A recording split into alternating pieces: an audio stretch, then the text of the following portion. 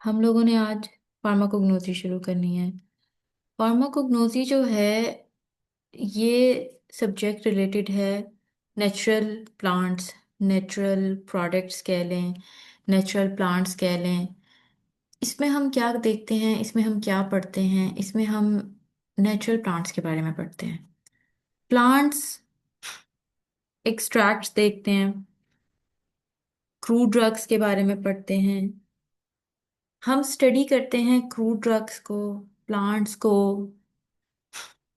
उनसे आने वाले उनके पार्ट्स को, उनमें से निकलने वाले ड्रग्स को, चाहे वो ऑर्गेनाइज्ड हों, अनऑर्गेनाइज्ड हों। अगर हम लोग मेडिसिन के हवाले से देखें, तो जितनी भी मार्केट में मेडिसिन्स मौजूद हैं वो मेडिसिन्स का जो ओरिजिन है, मोस्टली मेडिसिन्स जो हैं वो प्लांट ओरिजिन की हैं। मैं ये नहीं कहूंगी कि एनिमल ओरिजिन और सिंथेटिक ओरिजिन की मेडिसिन मार्केट में मौजूद नहीं है या वायबल नहीं है, लेकिन जो मैक्सिमम मौजूद है, अगर आप कोई भी स्टडी उठा के देख लें कि नेचुरल प्रोडक्ट्स या नेचुरल प्लांट प्रोडक्ट्स जो हैं, सबसे ज्यादा इस टाइम पे इस्तेमाल होने वाले, सबसे ज्यादा इस टाइम पे डिमांडिंग, और सबसे ज्यादा इस टाइम पे मार्केट अवेलेबल प्रोडक्ट्स जो हैं वो नेचुरल प्रोडक्ट्स हैं। फार्माकोग्नोसी के अंदर हम लोग वो ड्रग्स देखते हैं, वो क्रूड ड्रग्स देखते हैं, वो ऐसे ड्रग्स, क्रूड ड्रग्स वो ड्रग्स होते हैं जो कि हम लोग हार्म हालत में, मतलब अनप्रोसेस्ड हालत में, जो है प्लांट से या एनिमल से हासिल करते हैं, अनप्रोसेस्ड फॉर्म में। अभी हमने उनको प्रोसेस नहीं किया, उनको मॉडिफाई नहीं किया, हमने उनको सिर्फ नेचुरल सोर्सेज से हासिल किया। हमने ये देखा है कि उनकी कोई ना कोई थेरेप्यूटिक एक्टिविटी है, उनके ऊपर कोई प्रोसेस नहीं किया हमने, सिवाय उनकी कलेक्शन, ड्राइंग। हमने उनको कलेक्ट किया, उनको ड्राई किया, प्लांट को कलेक्ट किया, उसको ड्राई किया और उसके अंदर से एक्सट्रैक्ट कर लिया ड्रग। जैसे अगर मैंने प्लांट के लीव्स लिए, लीव्स को कलेक्ट किया, कलेक्ट करने के बाद उनको ड्राई किया और ड्राई करने के बाद लीव्स के अंदर से उस ड्रग को एक्सट्रैक्ट कर लिया। ठीक है। तो सिर्फ जस्ट इन प्रोसेस के अलावा और कोई मैंने उसके ऊपर प्रोसेस नहीं किया। तो फार्माकोग्नोसी के अंदर हम क्रूड ड्रग्स पढ़ते हैं, तो क्रूड ड्रग्स के में ये चीज आ गई। उसके अलावा यहाँ पे एक डेफिनेशन बताई जा रही है।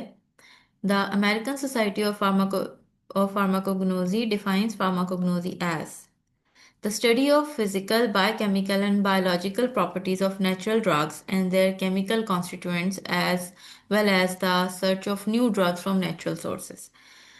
साइंटिस्ट इस टाइम पे जो है कॉन्स्टेंटली काम कर रहे हैं। इस टाइम पे जो है एनालिटिकल केमिस्ट्री के, मेडिसिनल केमिस्ट्री के लोग जो है, लगा लें फाइटो केमिस्ट्री के लोग, लोग कंसिस्टेंटली काम कर रहे हैं नेचुरल प्रोडक्ट्स में से, नेचुरल रिसोर्सेज, नेचुरल सोर्सेज के अंदर से ड्रग को सर्च करने में, थेराप्यूटिक चीज़ों को निकालने के लिए कि हमारे कुदरती, हमारी नेचर में कौन सी ऐसी चीज़ें हैं जिनके अंदर थेराप्यूटिक वैल्यू है, थेराप्यूटिक एफिकेसी है उनके अंदर। तो फिर उन चीज़ों को जो है डिस्कवर करने के बाद उनकी फिजिकल प्रॉपर्टीज़, उनकी बायोकेमिकल नेचर, उनकी बायोलॉजिकल प्रॉपर्टीज़, उन सब को देखना, उनकी केमिकल प्रॉपर्टीज़ को देखना। जब भी हम एक न्यू ड्रग को डिस्कवर करते हैं, सबसे पहले एक प्लांट लेते हैं। होता क्या है, साइंटिस्ट सबसे पहले जब भी एक न्यू रिसर्च आती है तो एक साइंटिस्ट एक प्लांट लेता है।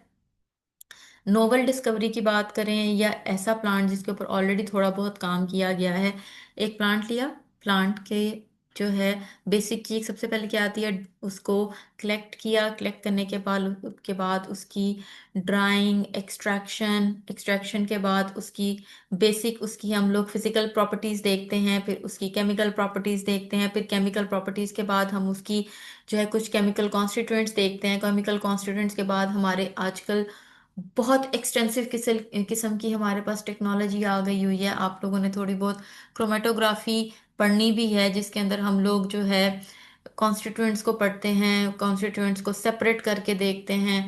और इससे भी हाई लेवल की हाई परफॉर्मेंस क्रोमेटोग्राफी आ गई है, लिक्विड क्रोमेटोग्राफी आ गई हुई है। उसके अलावा जो है UV, FTIR, GCMS, gas chromatography, मतलब डिफरेंट टेक्नोलॉजीज को यूज करके हम लोग सेपरेशन टेक्निक्स हैं, आइडेंटिफिकेशन टेक्निक्स हैं, हम आइडेंटिफाई करते हैं कि उन प्लांट्स के अंदर कौन कौन से कॉन्स्टिट्यूएंट्स मौजूद हैं।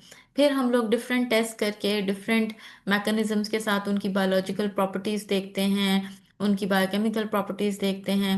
और इस तरीके से हम लोग क्या find out at the end, हमारा जो है मकसद क्या है, हमारा गोल ये है कि हमने पता लगाना है कि वो जो प्लांट है उसके अंदर क्या ऐसे कॉन्स्टिट्यूएंट्स हैं जिसमें से हम कोई एक नया कॉन्स्टिट्यूएंट निकाल रहे हैं, जिसकी कोई ना कोई थेराप्यूटिक वैल्यू है, हमारे लिए बतौर दवाई वो काम आ सकता है, हम इंसानों के लिए वो फायदेमंद हो सकता है, कोई ऐसी चीज उसमें से निकल सकती है जो हमारे लिए फायदेमंद हो, या कोई ऐसी चीज उसमें मौजूद है जो कि आज तक हमने डिस्कवर ही नहीं की, या कोई ऐसी चीज मौजूद है जो हमने डिस्कवर की है लेकिन उतनी मिकदार में मौजूद किसी और चीज में नहीं है जितनी इसमें मौजूद है। तो अगर हम यहाँ से इसको हासिल करें तो हमारे लिए ज्यादा इकोनॉमिकल हो, या यहाँ से जो हमें मिल रही है वो उस जो है बहुत अच्छी क्वालिटी की है, या उसकी जो स्पीशीज है, जो किस्म है वो ज्यादा अच्छी है, उसकी थेराप्यूटिक वैल्यू ज्यादा बेहतर है। तो फार्माकोग्नोसी जो है वो रिलेटेड टू प्लांट्स या रिलेटेड टू नेचुरल प्रोडक्ट्स ही है।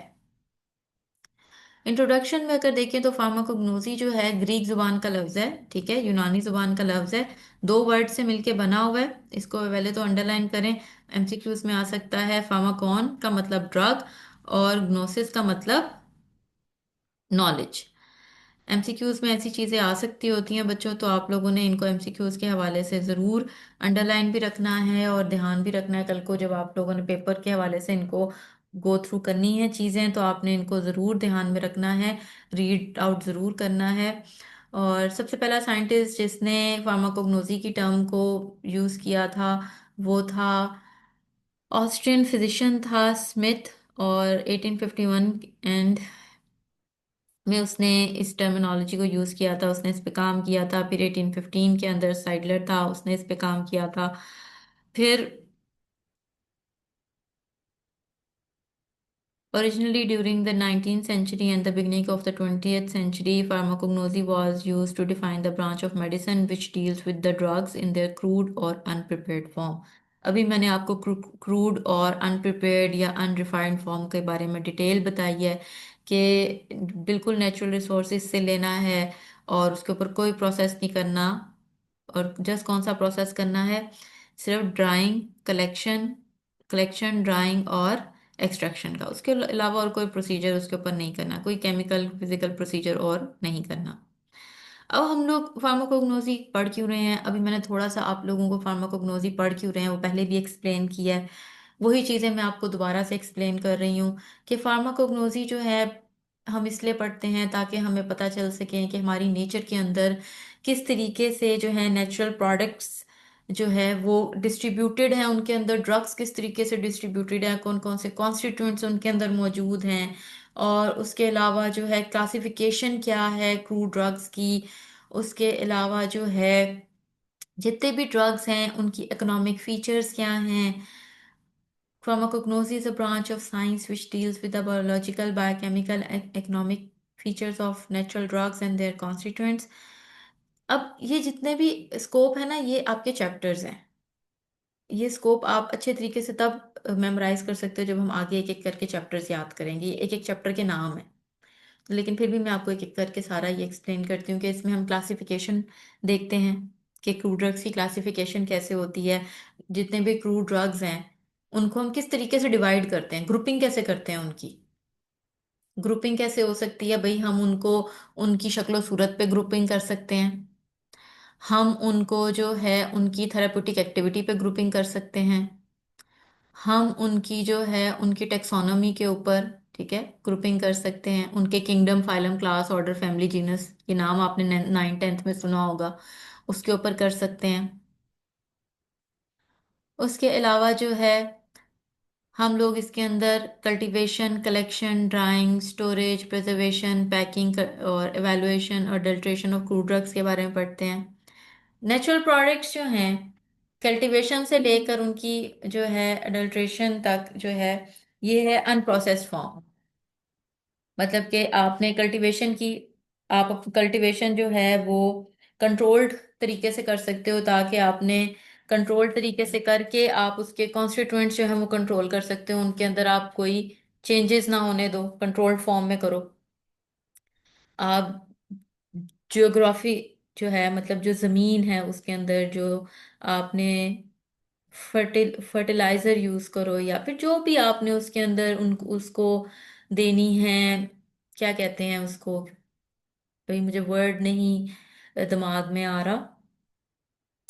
फर्टिलाइजर के अंदर जितनी भी वो न्यूट्रिएंट्स देते हैं हम लोग प्लांट्स को ग्रो करने के लिए, वो आप कंट्रोल्ड फॉर्म में दो, जिसकी उनको नीड है, जिससे उनकी ग्रोथ ज्यादा हो, जिससे उनकी कल्टीवेशन अच्छी हो, उनकी ग्रोथ ज्यादा अच्छी हो जाए। फिर उसके बाद कलेक्शन करें उनकी, देन उनकी ड्राइंग, देन उनको ड्राई करने के बाद उनको स्टोर करना है, फिर उनको प्रिजर्व करना है, फिर उनको पैक करना है, फिर उनकी वैल्यूएशन, देन अडल्ट्रेशन करना है नहीं करनी। अडल्ट्रेशन अगर हम लोगों को पता है कि प्योर फॉर्म कैसी है, तो हमें अडल्ट्रेशन मिलावट भी पता चल जाती है कि प्योर फॉर्म तो ऐसी होती है, तो ये तो मिलावटी हुई हुई है।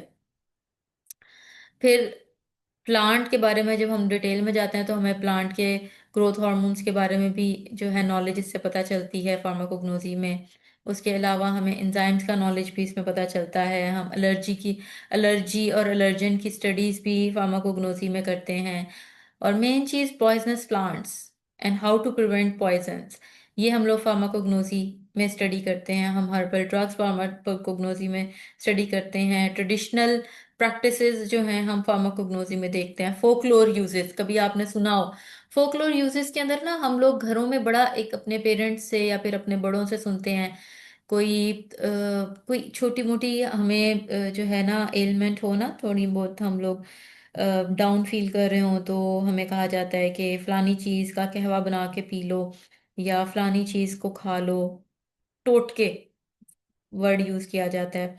तो ये फोकलोर यूजेस होते हैं। तो ये चीजें ट्रेडिशनल प्रैक्टिसेस के अंदर आ जाती हैं, तो ये भी फार्माकोग्नोसी के स्कोप के अंदर आता है।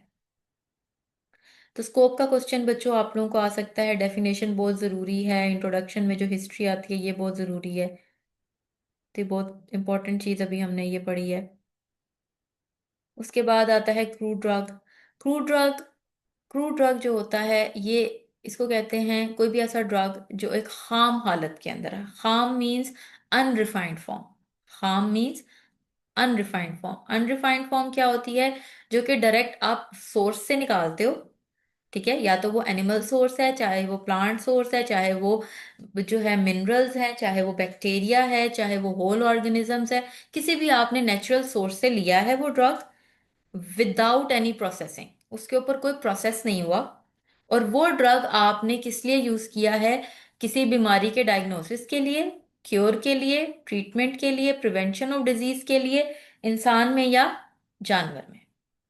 कोई भी ऐसा ड्रग जो कि आप नेचुरल सोर्स से ले रहे हो, नेचुरल सोर्स कौन सा? एनिमल। नेचुरल सोर्स कौन सा? प्लांट, एनिमल, बैक्टीरिया, या फिर कोई भी ऑर्गेनिज्म। और क्यों ले रहे हो? किसी भी बीमारी के डायग्नोसिस करने के लिए, क्योर करने के लिए, ट्रीटमेंट के लिए, या बीमारी को होने से बचाने के लिए। किस में? एनिमल्स में या इंसानों में या एनिमल्स में। तो उसको कहेंगे क्रूड ड्रग। लेकिन इसमें एक वर्ड बड़ा इंपॉर्टेंट है, and that is unrefined substance. वो रिफाइंड ना हो। उसके ऊपर कलेक्शन, ड्राइंग एंड एक्सट्रैक्शन के अलावा और कोई प्रोसेस ना हुआ हो। ये है क्रूड ड्रग की डेफिनेशन। ये बात आप लोगों को समझ आई है? अब जैसे यहाँ पे ये सिनामन है, हमारे घरों में भी किचन में सिनामन, दालचीनी यूज होती है, ये क्रूड ड्रग है। यहाँ पे मैं आपको क्रूड ड्रग्स दिखाती हूँ। हमारे, आप लोग इनको आइडेंटिफाई करें, हमारे घरों के किचन में मोस्टली इनमें से यूज होते हैं। ये एनाइस है, एनाइस स्टार, ये भी हमारे घरों में यूज होता है मोस्टली। आपने जो है प्रैक्टिकल्स करने हैं, जिसमें आप लोगों की एवेलुएशन ऑफ क्रूड ड्रग्स के प्रैक्टिकल्स हैं, जिसमें कोई आपने 25 को क्रूड ड्रग्स जो है ना वो करने हैं एवेलुएट, जिनमें से कोई 10 तो इधर ही बने हुए हैं। ये सौंफ है, ये भी आपके प्रैक्टिकल का हिस्सा है। ये सिनेमन स्टिक है, ये भी आपकी प्रैक्टिकल, ये एनाइस भी आपकी प्रैक्टिकल है। तो खैर, ये मैंने आपको क्रूड ड्रग्स कुछ दिखाए हैं। इलायची आपने देखी होगी घरों में, ग्रीन इलायची, वो भी क्रूड ड्रग है। कलवंजी आपने घरों में देखी होगी, वो भी क्रूड ड्रग है। लौंग आपने घर में देखा होगा, that is crude drug as well.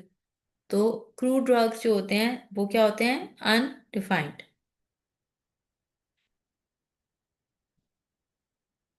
उनको जब हम लोग बीमारियों के लिए, बीमारियों, उनकी क्योर, ट्रीटमेंट और प्रिवेंशन के लिए इस्तेमाल करते हैं।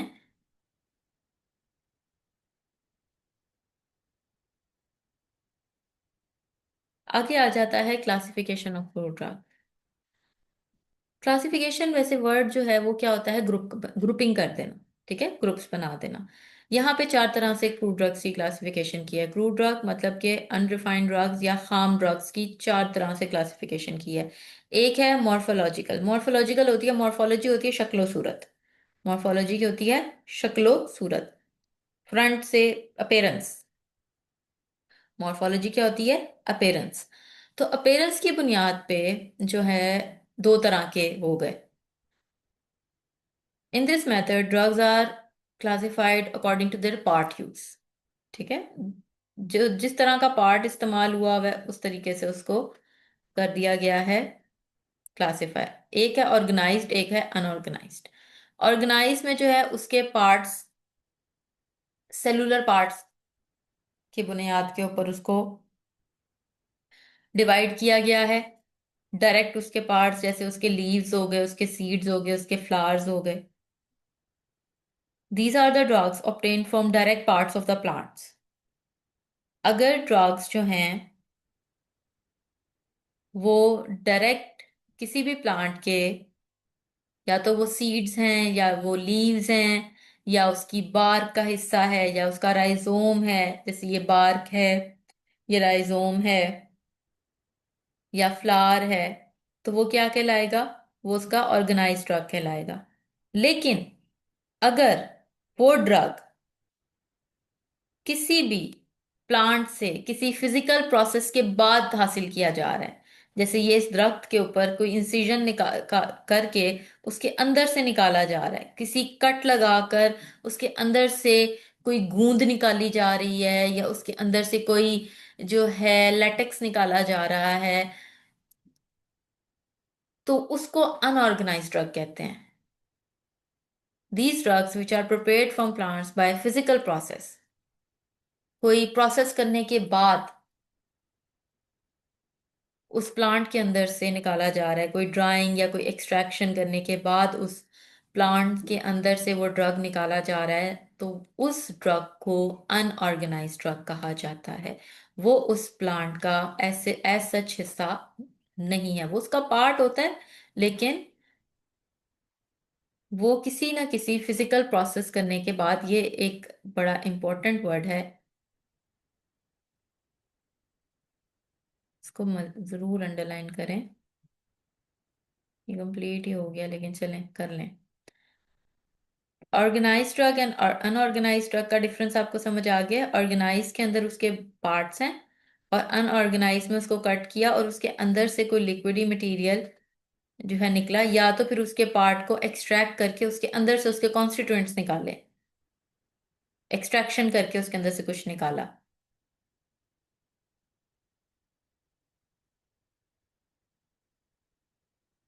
जैसे ये देखें, ऑर्गेनाइज के अंदर लीव्स आ गए, बार्क आ गई, फ्लावर्स आ गए, फ्रूट आ गए, सीड आ गए, रूट्स आ गई। अब अनऑर्गेनाइज का थोड़ा सा मैं आपको समझाती हूँ कि लेटेक्स मतलब कि ये भी वही है, कट लगाया अंदर से लेटेक्स निकली। अब लेटेक्स की एग्जांपल जो है ना, एक एग्जांपल सबसे, ओपियम जो है ना उसका होता है। ओपियम की एग्जांपल आप जो है ना रहने दें, अब आप लोगों को, ज्यादातर बच्चों को नहीं ये समझ आएगी। ड्राइड जूस जो है इसकी एग्जांपल मैं आपको दूंगी, ये आप लोगों को आ जाएगी। एलोवेरा आप लोगों ने देखा हो, एलोवेरा जो है उसको कट करें तो उसके अंदर जेली लाइक जो है मटेरियल जो होता है वो उसका ड्राइड जूस होता है, वो उसका अनऑर्गेनाइज्ड ड्रग है। गम्स कट करके जो है, गूंद, कभी आपने जो है गूंद, गूंद कतीरा देखा हो आपने कि ज्यादातर गर्मियों में यूज होता है, लोग ड्रिंक्स वगैरह में डालते हैं गूंद कतीरा। अकेशिया होती है वो, तो ठंडा होता है वो, यूज होता है। तो वो भी क्या है, वो भी अनऑर्गेनाइज ड्रग है, वो भी प्लांट से ऐसे ही इंसिजन करते हैं, और इंसिजन करने के बाद प्लांट के अंदर से वो थोड़ा थोड़ा फ्लूइड निकलता रहता है, और फिर वो जम जाता है तो उसको स्क्रैप करके निकाल लेते हैं। उसके अलावा जो है फिक्स्ड ऑयल्स, ये फिक्स्ड ऑयल्स जो हैं, ये जो है ना ये एक्सट्रैक्शन से निकलते हैं, मतलब कोई भी पार्ट लेकर एक सॉल्वेंट लेते हैं, उसके साथ उसको मिक्स करते हैं और फिर एक्सट्रैक्ट करके निकालते हैं। तो ये अनऑर्गेनाइज्ड हो गए। बच्चों ये जो टेबल सा बना हुआ है ना, ये आपने अच्छे तरीके से याद भी करना है। अब जैसे लीव्स की सामने एग्जाम्पल, बार्क की सामने एग्जाम्पल, क्लोव, फ्लावरिंग पार्ट की सामने एग्जाम्पल है, फ्रूट्स की ये सामने है। ये भी आपको एमसीक्यूज या क्वेश्चन में आ सकता है कि बार की कौन सी एग्जांपल्स हैं, सीड्स की कौन सी हैं। जैसे ये आलमंड जो है वो सीड की एग्जांपल है, और जो वैक्सेस हैं उसकी कौन सी एग्जांपल है, मिनरल की कौन सी एग्जांपल है, ड्राइड जूस की कौन सी एग्जांपल है, और फिक्स्ड ऑयल की कौन सी एग्जांपल है।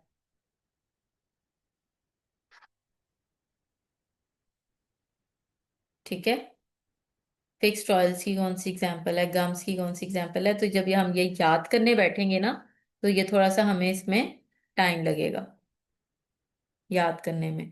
याद करने में ये थोड़ा सा लंबा प्रोसीजर है।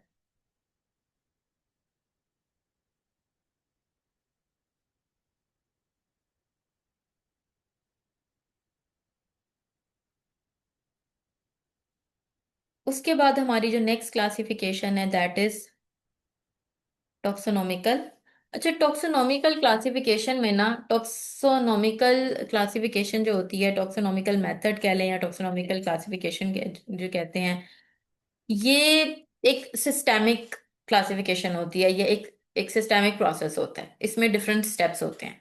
जैसे अब अगर हम देखें तो पहली इसमें kingdom, phylum, class, order, family, genus, species, हम लोगों ने नाइन्थ में ये सारा सिस्टम पढ़ा था टेक्सोनोमी का। अब किंगडम का हमें पता है, हम प्लांट किंगडम पढ़ रहे हैं, बाकी सारे phylum, order, family, genus, species, drugs, main बड़े ग्रुप से शुरू होते हैं और नीचे मजीद ये पूरी हायरार्की चलती रहती है। तो इसमें हमें पता चलता है कि किस तरीके से ये जो नेचुरल प्रोडक्ट्स हैं इनके आपस में, किस तरीके से इनका आपस में रिलेशनशिप है। फैमिली, कौन सी फैमिली है, कौन सा जीनस है, इससे इनका ड्रग्स का रिलेशनशिप आपस में पता चलता है। फिर इसके कॉन्स्टिट्यूएंट्स आपस में रिलेटेड होते हैं।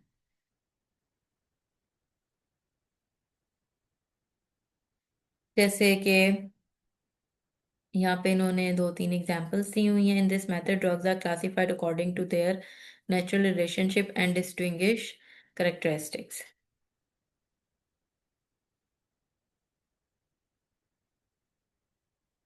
इन्होंने एनिमेलिया जनरल एक डायग्राम बनाई हुई है। Angiosperms, gymnosperms. ये इन्होंने एक एगर की बनाई है, एक ये इन्होंने बादाम की बनाई है, एक इन्होंने फिड्रा की बनाई है। ये आप देख लीजिएगा। ये इन्होंने जनरली बताया कि टेक्सोनोमिकल मेथड के अंदर जो है सिस्टेमिक है, सेवरल स्टेप्स हैं। फाइलम सबसे बड़ा ग्रुप होता है, फाइलम के नीचे डिफरेंट ऑर्डर्स होते हैं, उसके नीचे डिफरेंट फैमिलीज होती हैं। सबसे बड़ा ये है, फिर इसके नीचे लेस ऑर्डर, फिर लेस फैमिलीज, देन लेस, इस तरीके से होते जाते हैं। फिर हमारे पास next classification is pharmacological methods. इसके अंदर जो ड्रग्स हैं वो अपनी फार्माकोलॉजिकल एक्टिविटीज की बेस के ऊपर जो है वो क्लासिफाइड होते हैं। जैसे कुछ ड्रग्स अपनी एंटी कैंसर एक्टिविटीज की बेस के ऊपर जो है वो क्लासिफाई होंगे, जैसे सिनेमन बाग जो है वो अपनी एंटी कैंसर एक्टिविटी की बेस के ऊपर होगी।